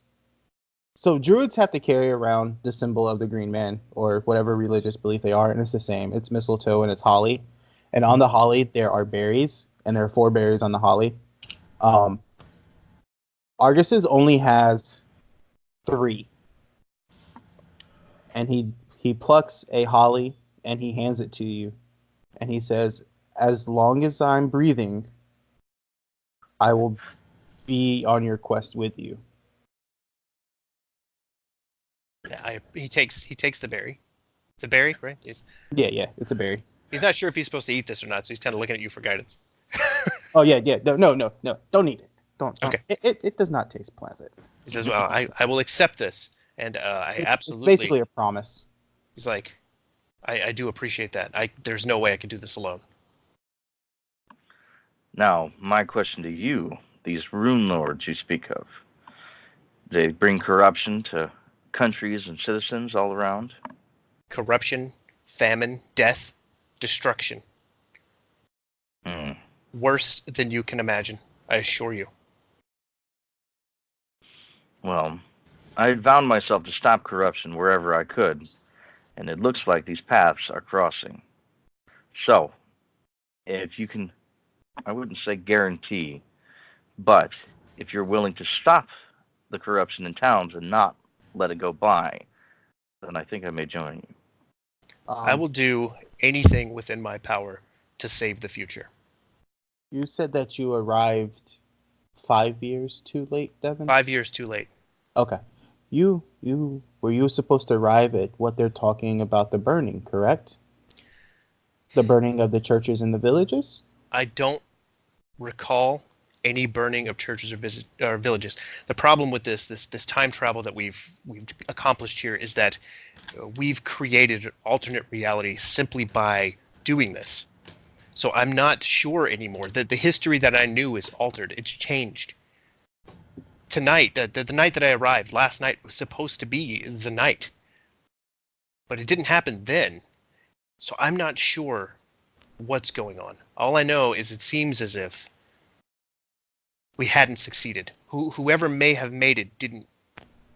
They were not successful in stopping this. That's the best that I can understand now. If you're saying that the events that are taking place now are changing based off of, you said, changing time? Yes.